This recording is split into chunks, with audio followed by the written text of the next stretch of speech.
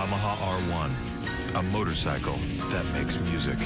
You see something in motion, maybe slowed down, really is like music, which kind of makes sense given Yamaha's history with musical instruments.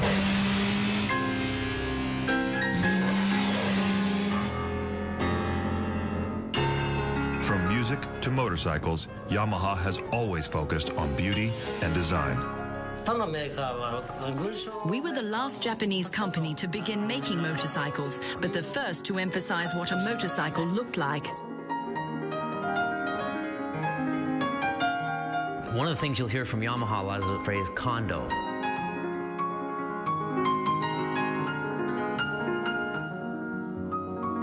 Kondo is an old Japanese philosophy, describing how music and beauty impact the human spirit. We didn't just sell pianos, we sold the enjoyment of music. But could Kondo sell motorcycles? Simple, compact, powerful. That has been our design concept from the very first motorcycle.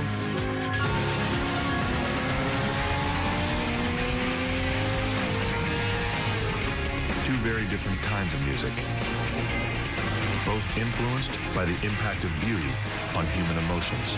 Exciting, beauty, performance. How did Yamaha connect the ancient Japanese philosophy of kondo to bikes? And why did the largest piano company in the world decide to make music with a motorcycle?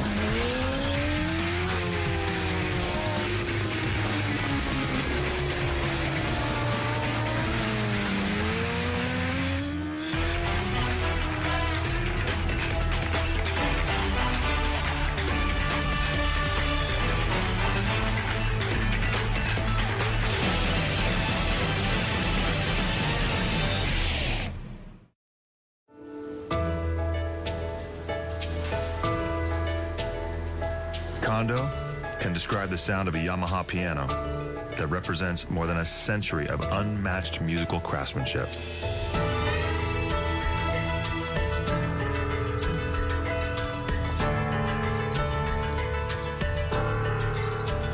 Hamamatsu, Japan. It was here in the year 1900 that Torakusu Yamaha crafted the first piano ever made in his country. Mr. Torakusu Yamaha originally only repaired pianos, which in the late 1800s were only imported from Europe. Then he learned how to build his own piano and started his own music business.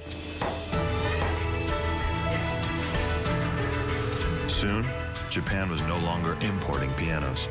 Instead, the new Yamaha Music Company began exporting pianos all over the world. One of the key things that helped create Yamaha pianos was that in this region of Japan, there was a lot of lumber that was especially good for producing great pianos. By 1904, a Yamaha piano was on display at the World's Fair in St. Louis, Missouri.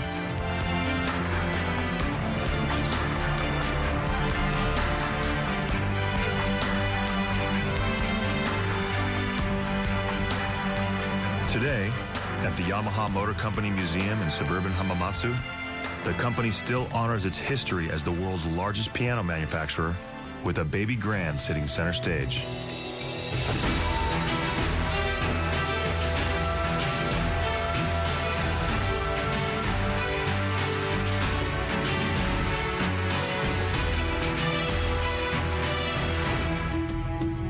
A three-pointed tuning fork is Yamaha's logo. It is more than just a simple connection between music and machines. It's a constant reminder that kondo, the impact of beauty on the senses, is at the very core of the company.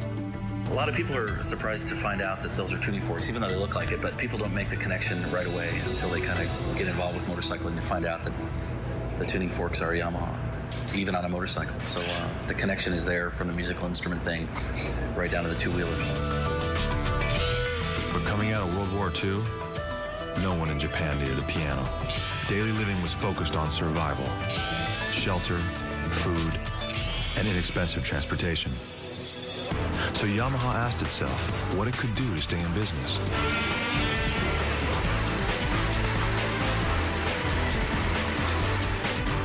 The answer was to build motorcycles.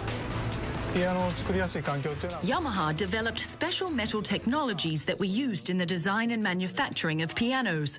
After World War II, the company realized it could use these special metal technologies to make motorcycles.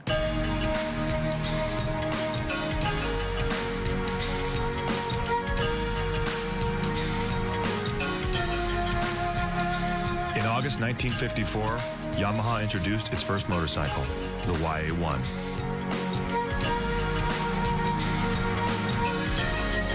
It was a 125cc single-cylinder bike with an engine design copied from a German company. But its shape and colors were unique.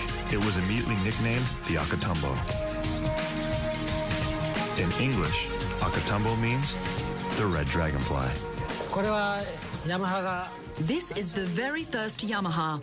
At that time, motorcycles in Japan were painted black, and there was little attention being paid to the language of sculpture and design. But Yamaha put an emphasis on design, and so we created an aerodynamic shape for the fuel tank, and the overall shape was simple and compact. It makes sense that Yamaha has always put a lot of emphasis on styling. I mean, a piano is a beautiful instrument in a lot of ways, and it has to be designed and styled. It's an aesthetic, almost a piece of working furniture, as it were. So it makes sense that Yamaha put a lot of emphasis on the look and styling of their bikes, even from day one. Rushing to catch up with other motorcycle companies, Yamaha wasted little time taking the YA1 racing.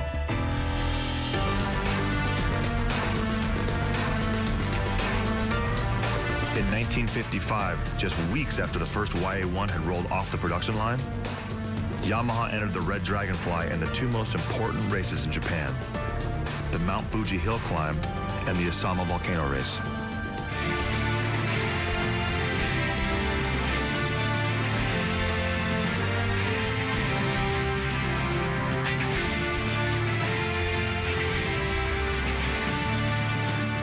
The Red Dragonfly carried a powerful sting. After winning the Mount Fuji Hill Climb, the bike won the very first running of the Osama Volcano races. Just 1 year after entering the motorcycle business, Yamaha introduced the YD1.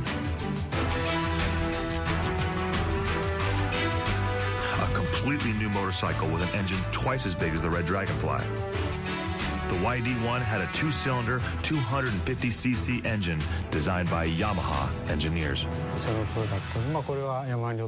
The YD1, our first two-cylinder bike, is very much a Japanese original and not based on other motorcycles imported from other countries. The YA1 was partly based on a German motorcycle, but the YD1 was completely a Japanese design. The YD1 was not only a 250, but it was a twin, and I think it really expanded the scope of what post-war Japanese rider could do on a motorcycle. It could take him longer distances. It was a bigger, more performance-oriented motorcycle. It kind of pointed the way to where Japan was going to go in terms of their motorcycle production.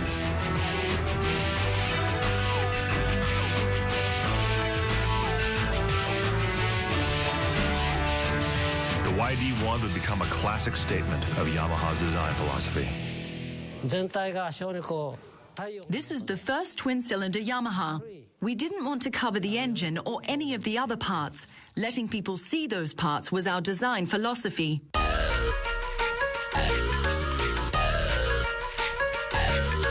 Atsushi Ishiyama is the keeper of the flame for Yamaha's design philosophy. He's been designing Yamaha motorcycles for more than 50 years. We use color to create a two-tone fuel tank. We use the color white to make the tank shiny in the light, which makes it more beautiful. There are times when Yamaha's really kind of stood out. Yamaha tended to take some chances on the styling and the color use and everything, and it seems to have worked really well for them. It was the original Yamaha Super Sport motorcycle. Just 3 years after getting into the motorcycle business, Yamaha took the next big step. They began selling motorcycles overseas.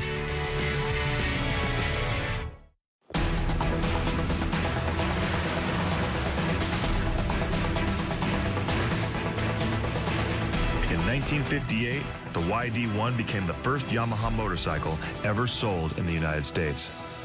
You know, my father used to ride the early Yamaha air-cooled twin two-stroke 250s. I really thought those were really cool bikes. I think it also put a bit of a performance angle into the Japanese market, where there maybe hadn't been one before, a performance-oriented angle, which really kind of paved the way for Yamaha and their racing success with two-strokes.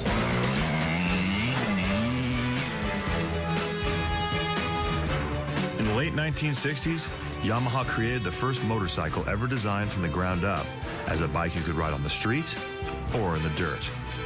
Their timing was perfect. The DT-1 went on sale in America as baby boomers were coming of age. Times were good, people had money, and they were looking for adventure. It was the right bike at the right time. The DT-1 was first sold in 1968. It was really popular in the United States. It was an off-road trail bike. Right at a time when Americans were really getting excited about motorcycling, DT-1 came about and said, look, you can ride it on the street, you can ride it on the dirt. And the thing about the DT-1 is it was such a good basic design. The DT-1 was another example of Kondo, the ancient philosophy of connecting shapes and beauty with human emotions. For American riders, the DT-1 really hit an emotional chord. The DT-1 was one of those bikes that really covered a lot of ground and introduced untold thousands and thousands of people into the off-road sport of motorcycling, and really bridged the gap from street to dirt riding.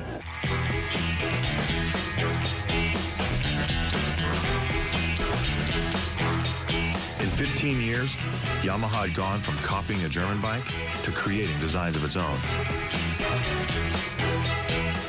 The DT-1 even created a new segment in the motorcycle market. What happened next would make Yamaha the second largest motorcycle company in the world.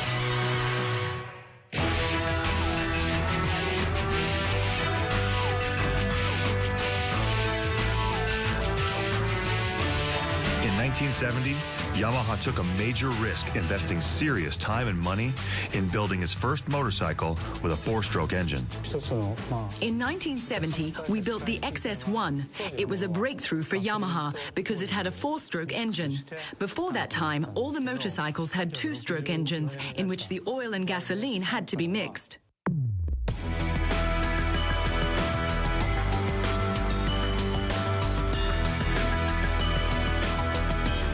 The XS1 was called the XS650 in the States. Its two-cylinder engine was modeled after classic British designs, except the Yamaha version made a lot more power. The Yamaha 650 Twin was just an amazing motor. It was very, very durable, it was fast, and it stuck around for a long time and was a basis for a lot of really good motorcycles. And it's become one of Yamaha's real classic motorcycles, the 650 Twin.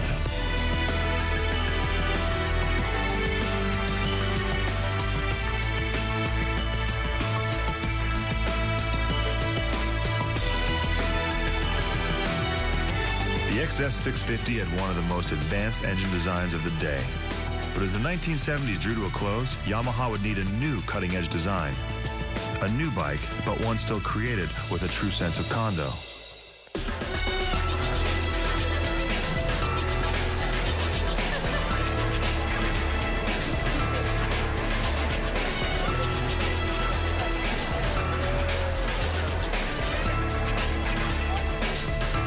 Tokyo International Exhibition Center. Built along the Tokyo Bay, it's one of the largest venues in the city. Its nickname is Tokyo's Big Sight. The hall has 250,000 square feet of exhibition space. That's 5 football fields under one roof. Each year, the center hosts one of the premier motorcycle events in the world, the Tokyo International Motorcycle Show.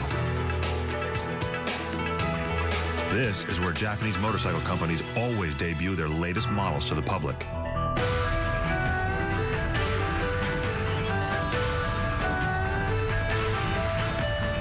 In 1980, Yamaha introduced the RZ250 at the Tokyo Motorcycle Show.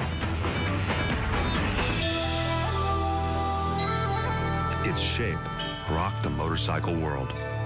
It was Yamaha's newest expression of its classic philosophy of Kondo, the impact of beauty on the senses.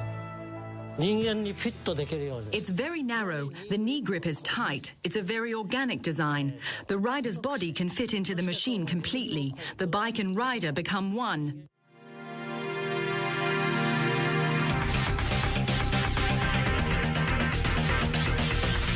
Today, Kondo continues to define Yamaha's design philosophy. Yamaha has the ability to blend that ergonomic package into a bike that gets around the racetrack really well, and also a bike that is very streetable. The motorcycle can be taken out and played with in the canyons, driven to work. You can even ride it cross country if you need to, because it's not a crazy race bike.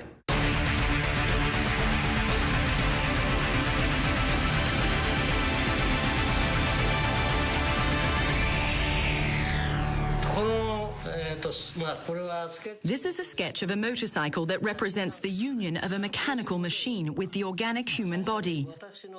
The motorcycle looks like a creature that expresses the celebration of life.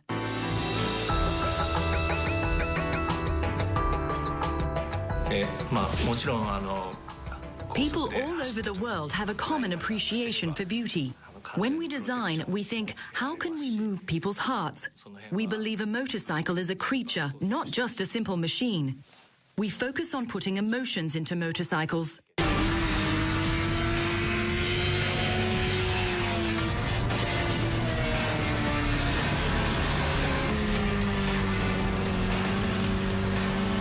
For many riders, the ultimate impact of Kondo, the way to really stir human emotion, can best be found in the heart of a full-blown sport bike. In 1985, we built our first sport bike, which has evolved into the R1 series today.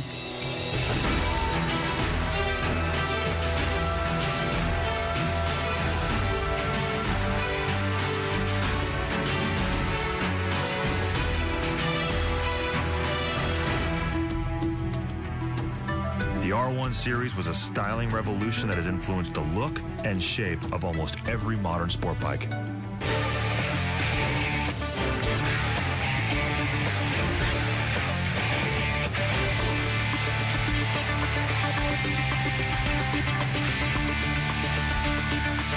The R1 was introduced in 1998 as Yamaha's most powerful sport bike. It had a 998cc motor producing 150 horsepower.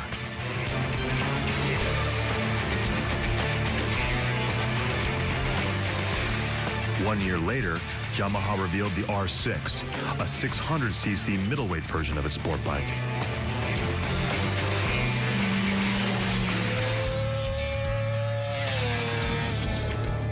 Both machines continued the Kondo connection of man and motorcycle.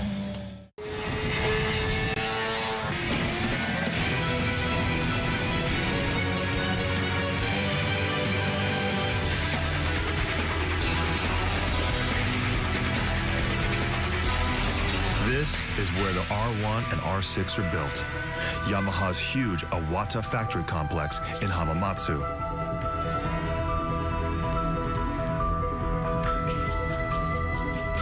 Iwata Building Number 1 is the final assembly plant for Yamaha sport bikes.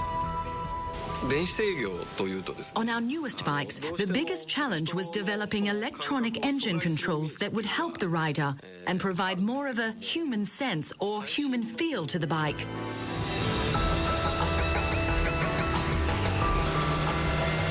Inside the factory, that human feel of the engine is checked by a test rider on each new bike.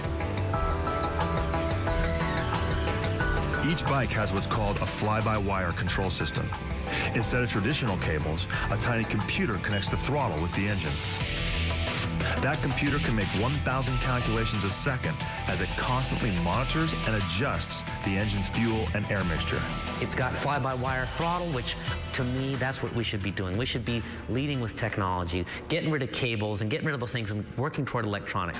Now, I'm not saying I want every one of my bikes to be cutting-edge technology, but when I go to the dealer to buy a new bike that I can take to the racetrack and go quick on and enjoy, I'd like it to be up at the forefront of technology.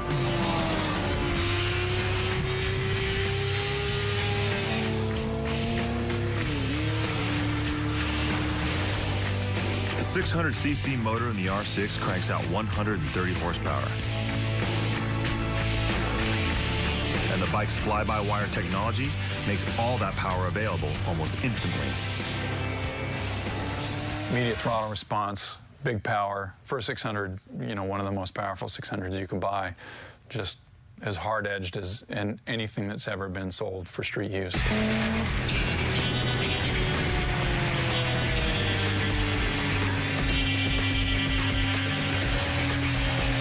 The new R1 engine puts out 158 horsepower sitting still. But beauty can increase performance. 4 special vents carved into the R1's bodywork create a vacuum effect. Cold air is pushed into the engine while hot air is drawn out of the exhaust. The special airflow adds as much as 30 horsepower when the R1 reaches top speed.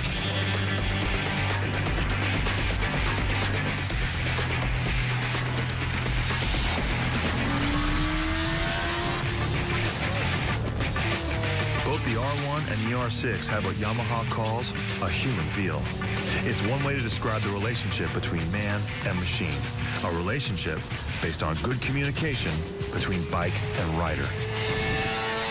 The R6 communicates, and that's why I think so many people go quick on it. That's why it's a secret, and that's why so many people love the R6. It talks to you and tells you where the limits are. The R6 is light and quick and very easy to turn in a corner. The R1 is more powerful and has a very strong torque curve, which helps it accelerate very quickly. The Iwata factory complex has been building Yamaha's latest generation of sport bikes since 1998. Things here change quickly, with new R1 and R6 models being introduced every other year. The development of a sport bike is very difficult because as soon as a new model is ready for production, you must begin designing the next model that will replace it. There's one constant here. Each new motorcycle reflects Yamaha's philosophy of making motorcycles that look good and are fun to ride. Our emphasis in building sport bikes is to make them handle very well in corners and accelerate very quickly, because that's the way many people like to ride.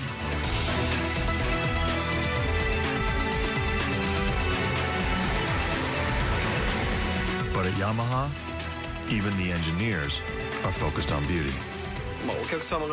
We put an emphasis on making sure riders enjoy the beauty of our motorcycles. So we think it's important to study beauty and figure out ways to balance the beauty of the bikes with the performance of the bikes. Beauty and art shouldn't be separated from performance and efficiency. And Yamaha has that pretty clearly. You look at the way their bikes flow together and the way they choose the materials, even the colors, right? Even the wheel colors and the way they finish the fork legs. You can see Kondo in those bikes.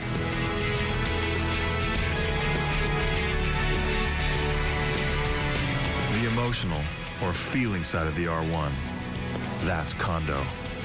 But would Kondo keep Yamaha successful on the racetrack? The only way to find out was for Yamaha to go racing at the World Championship level.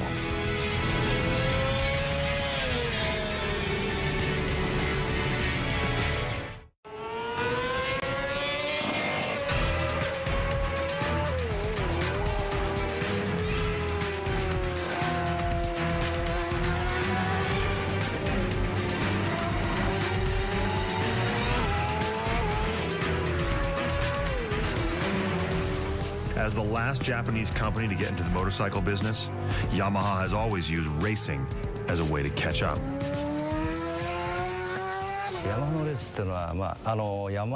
Yamaha has used racing to develop its motorcycles since the beginning of the company. Racing is a real-world laboratory. We develop new technologies and our engineers learn from racing.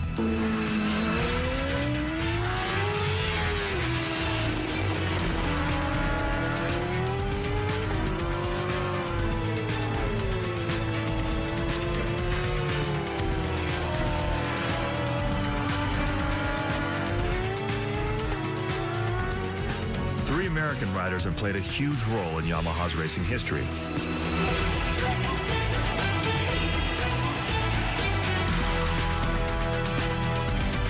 In 1978, Kenny Roberts became the first American to ever win a world championship. This is the bike and the man that cooked so many of us on motorcycle riding and sport bikes. Kenny Roberts on the Yamaha YZR 500.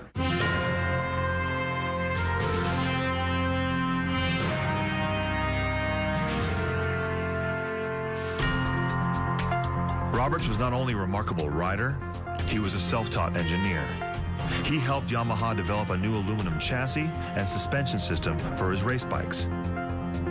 He came up with the idea of using a smaller diameter tire on the front wheel compared to the back. It made the bike more stable at high speeds, but harder to slow down going into corners. Roberts didn't seem to mind the trade-off. Roberts was also one of the first riders anywhere that used his knee to balance a bike in a corner.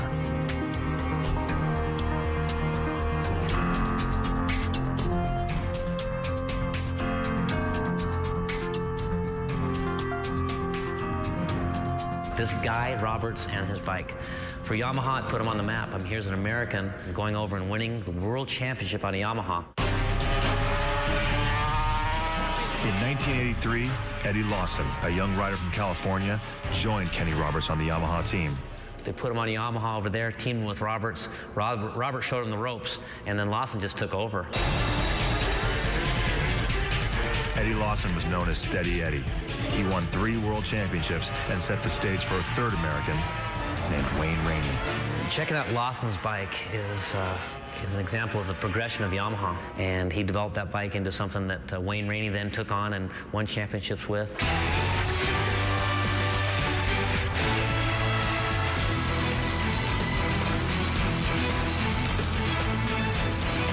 Wayne Rainey not only won championships, but did it 3 years in a row. From 1990 to 1993, he was unbeatable, winning 3 consecutive world titles. Wayne is an amazing guy, amazing rider. Fastest guy in the world 3 years in a row, and really someone that I tried to pattern my riding after as much as I could, to whatever level I could.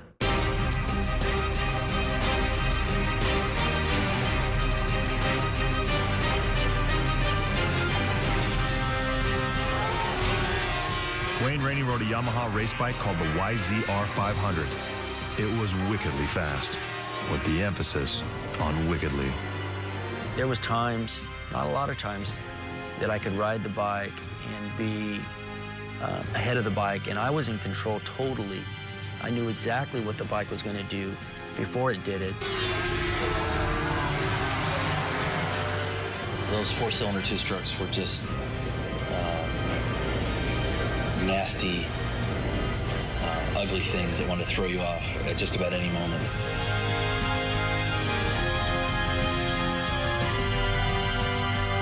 In the early 1990s, Grand Prix bikes were notorious for being very unpredictable in how their engines delivered power.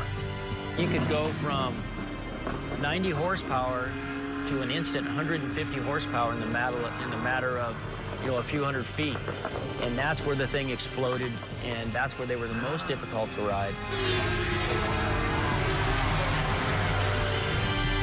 I got on Rainey's 500, and it wheelied out of turn 2 in 4th gear. It wheelied in 4th gear at well over 100 miles an hour. They could get away from you so easy because of that burst of horsepower. After one lap, I had to take a lap off. I was shaking so badly, my hands were so pumped up. My eyes were a little bit bigger than that. I was completely freaked out by it. I remember telling Wayne, how could you possibly ride that anywhere near anybody else? How could you race anybody with that thing? It was so fast. A lot of the times, it felt like you were riding a motorcycle that didn't want to be ridden in a straight line, that's for sure.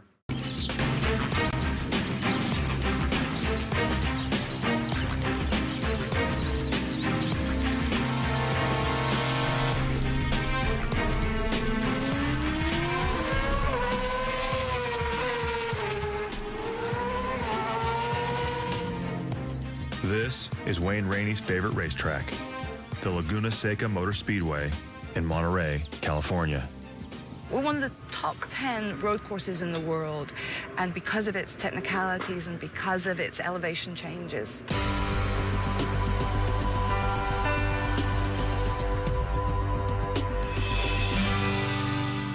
First developed as a horse ranch in 1867, the land became Fort Ord in 1917. The U.S. Army used it as an artillery range. In 1957, local businessmen bought the land and carved the racetrack through the hills. But the track wouldn't stay in private hands for long. It is owned now by Monterey County Parks. It is a park. It operates as a park every day.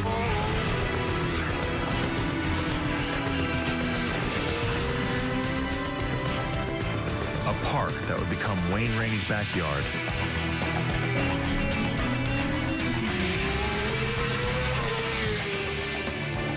Rainey bought a house and moved to Monterey just to be close to the track.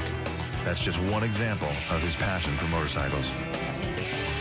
Wayne has certainly had a tremendous impact on this facility.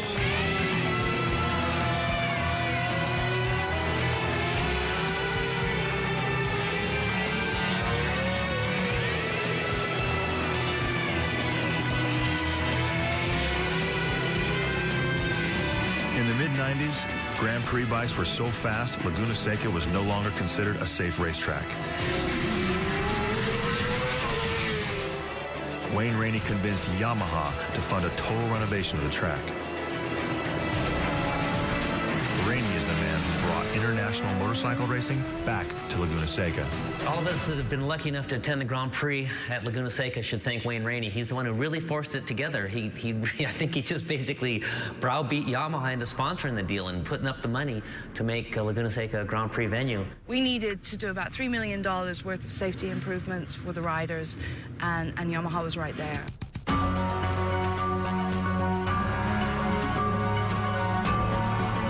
After months of renovations, Grand Prix racing returned to Laguna Seca in 2006. It is the only international race run in a county park. It's a day in a loud park, and people bring their blankets and their coolers and they sit on the side of the hill and they watch racing, and it really is a family affair.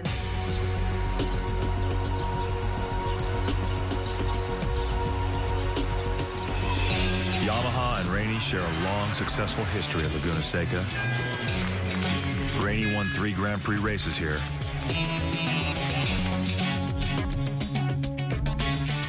And after he retired, Turn 9 was named Rainey Curve in his honor.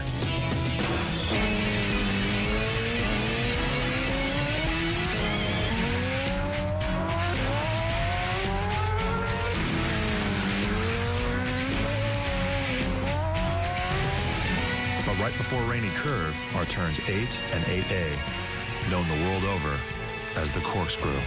Very challenging track. There's blind corners, there's fast corners, there's off camber, there's right and left, the famous corkscrew. You can sit in Italy and listen to the Grand Prix being broadcast in Italian, and they use the words the corkscrew. I mean, it's that type of a venue and a feature.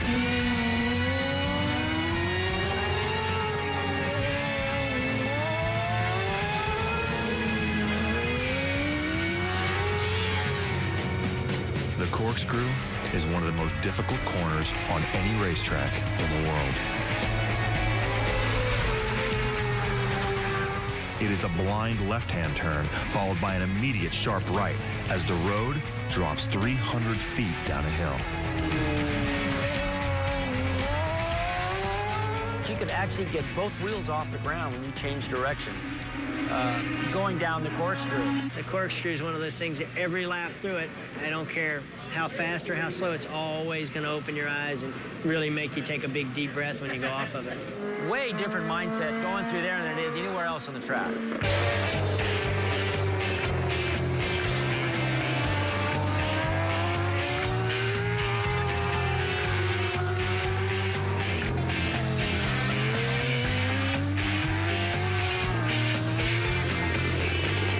such a fierce competitor. He just wanted to win really, really badly.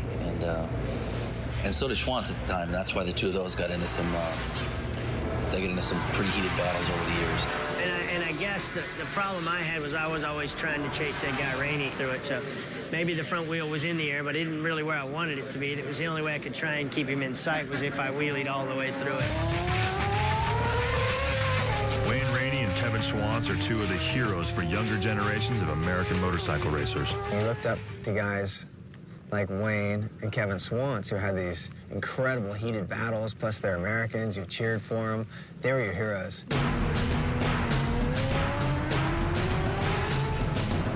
Today, when professional riders tackle Laguna Seca, they always have a plan of attack for the corkscrew. But amazingly, when they built Laguna Seca, the corkscrew wasn't planned at all. It just happened one day at lunch. All the blueprints were actually drawn up at the end of the day. So after the bulldozers and everything had gone out there and carved their way through, then they decided how the track was going to look.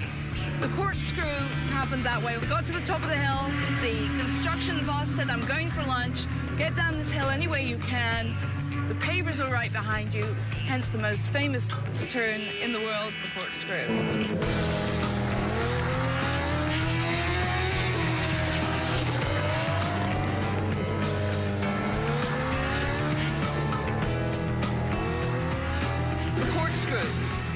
You're going along at 180 miles an hour, and you have to brake in less than 1.2 seconds to go down to about 60 miles an hour to take a blind left turn. You can't see where you're going. All you see is sky. It's like jumping off a 6-story building.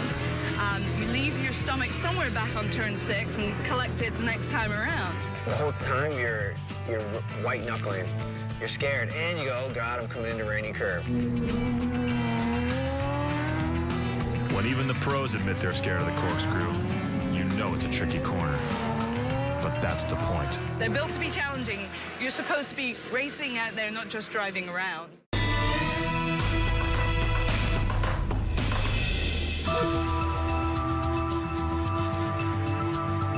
Nearly 6,000 miles to the west is another racetrack with a strong connection to Yamaha. The difference is that this racetrack is private. No one from the public ever gets in. This is Yamaha's private test track in Fukuroi, about 10 miles from Hamamatsu, Japan. Test tracks are even more difficult than racetracks. They're intentionally designed with real-world bumps and oddly shaped corners because the goal is to push new bikes to the absolute limit. Fukuroi, what an amazing world this is. This and other test tracks that manufacturers use, they get a chance to take their production or pre-production motorcycles into an environment that they think they'll be used on. So, for instance, the R1 should be tested on a racetrack.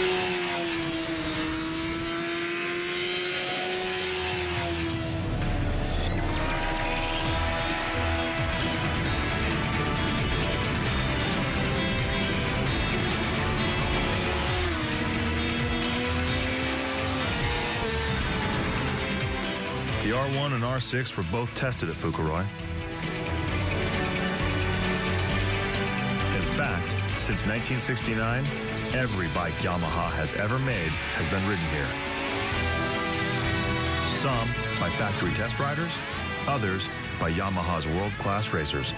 At the Yamaha test track, they had a straightaway that was just about a mile long that they would test, their street bikes and their race bikes. I remember going down the straightaway there, and they had sensors down the straightaway, and they could measure trap speeds, acceleration speeds, and it went 206 miles an hour.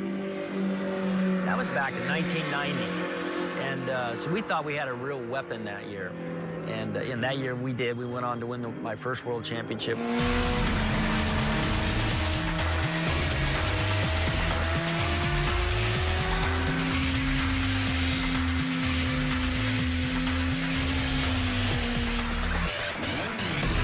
What they learned with Wayne Rainey and his prototype race bikes at Fukuroi in the early 90s played a major role in the design of the new R1 and R6 sport bikes for street riders. We have a strong relationship with our racing department.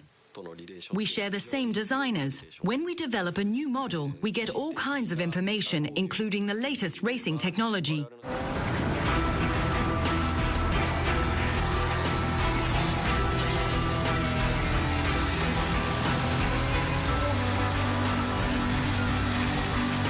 The R6 frame comes straight from what Yamaha engineers have learned from racing.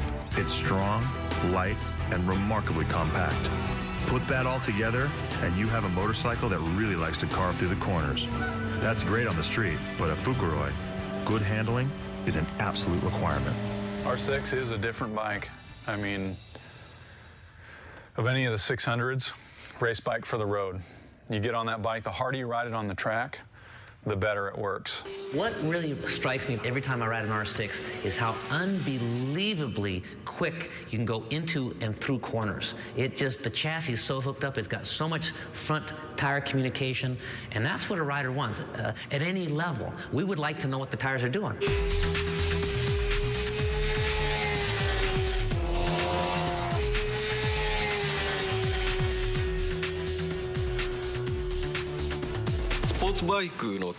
Cornering is the most important part of having fun on a sport bike. Our focus is on how fast we can go through corners and how fast we can accelerate coming out of them.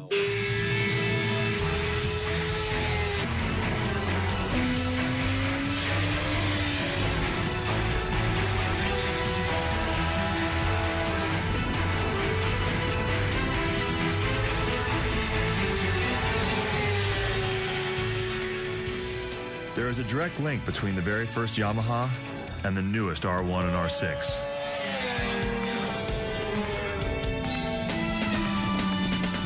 That link is Yamaha's dedication to Kondo and a design philosophy that has never changed. Simple, light, compact, powerful. Simple, light, compact, powerful. That has been our design concept from the very first motorcycle, and it continues today.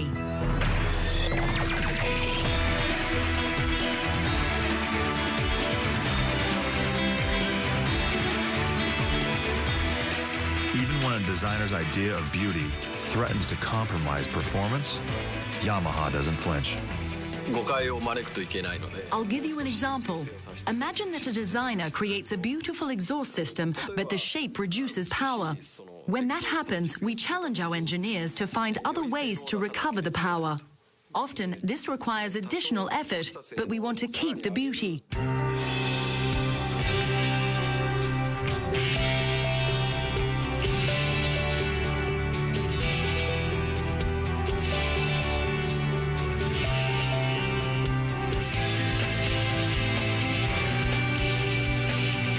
From music to motorcycles, Yamaha has held true to a unique way of thinking for more than a century.